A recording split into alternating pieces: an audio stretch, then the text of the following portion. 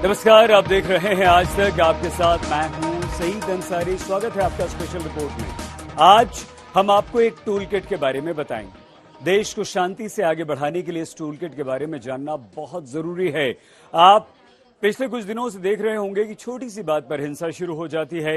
हिंसा का एक खास पैटर्न होता है। तेजी से कम समय के लिए हिंसा होती है, लेकिन तनाव लंबे समय तक रहता है। और इस हिंसा में पत्थर बहुत प्रमुख हथियार बनकर उभरा है।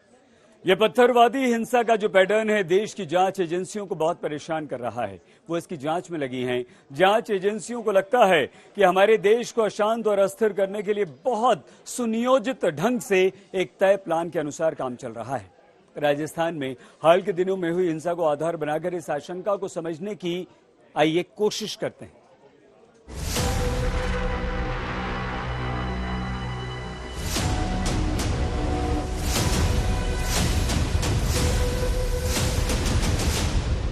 पाकिस्तान में एक राष्ट्रपति था, नाम ज़ियाउल हक।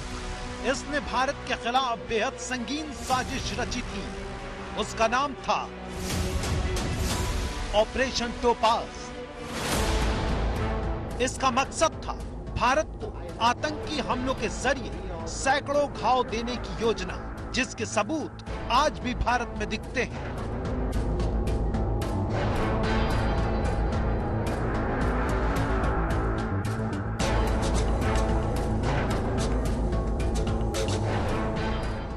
जनरल ज़ियाउल हक के टोपाज का चेहरा बदल गया है। अब इसकी जगह ऐसी हिंसा ने ले ली है जो दिखने में छोटी लगती है, लेकिन घाव गंभीर करती है।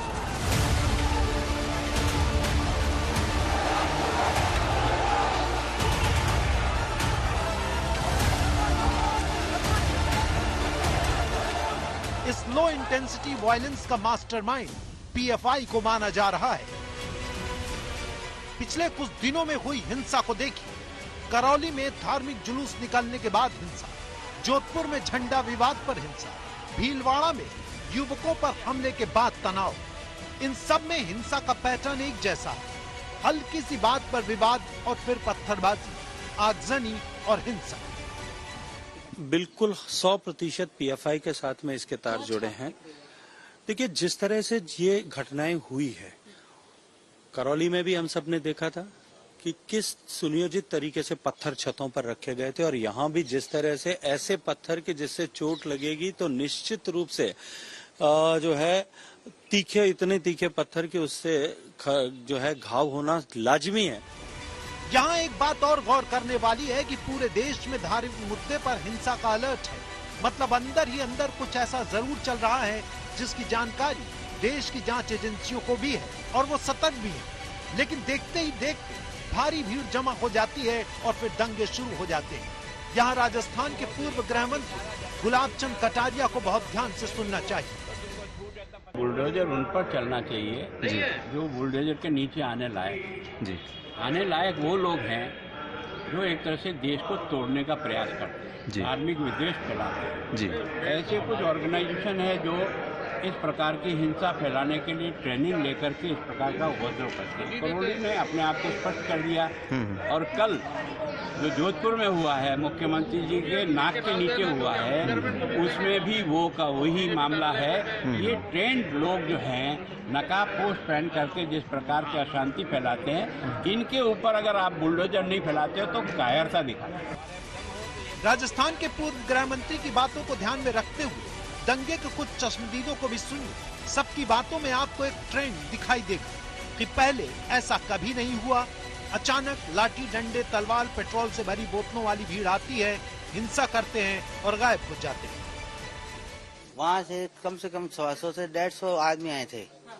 हाथ में एक तो कहीं तेजाब, तलवार और बाटे पत्थर, और हम करीब 5-7 जने थे यहाँ पे, और उन्होंने ईंटों की बरसात कर दी और तेजाब की। इस इलाके में पहले भी ऐसा नहीं हुआ था, और सिलावटे के मोहल्ले में जो हुआ है वो हम उसको विरोध दर्ज कराते हैं।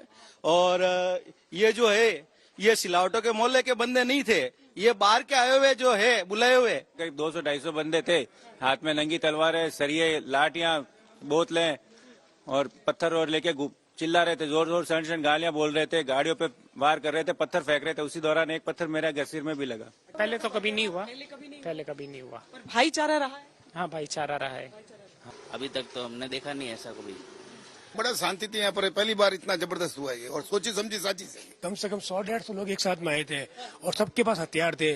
और ये पूरा जो एरिया देख रहे हो ना आप, ये पूरा व्यवसायी एरिया ही है।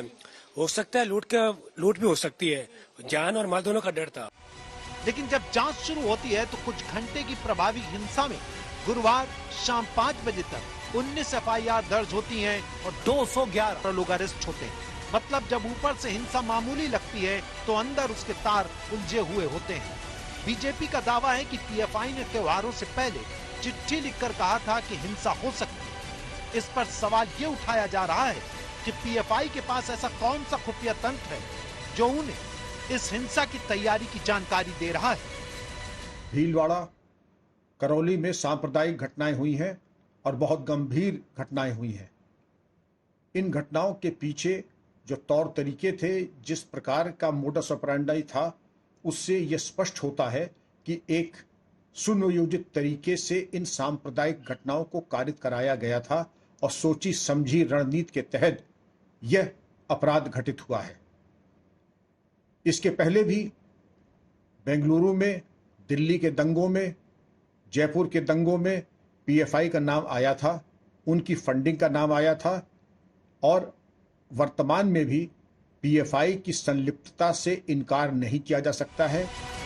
करौली ठंडा हुआ तो जोधपुर और जोधपुर शांत हुआ तो भीलवाड़ा, और सब में हिंसा का स्वरूप लगभग एक जैसा।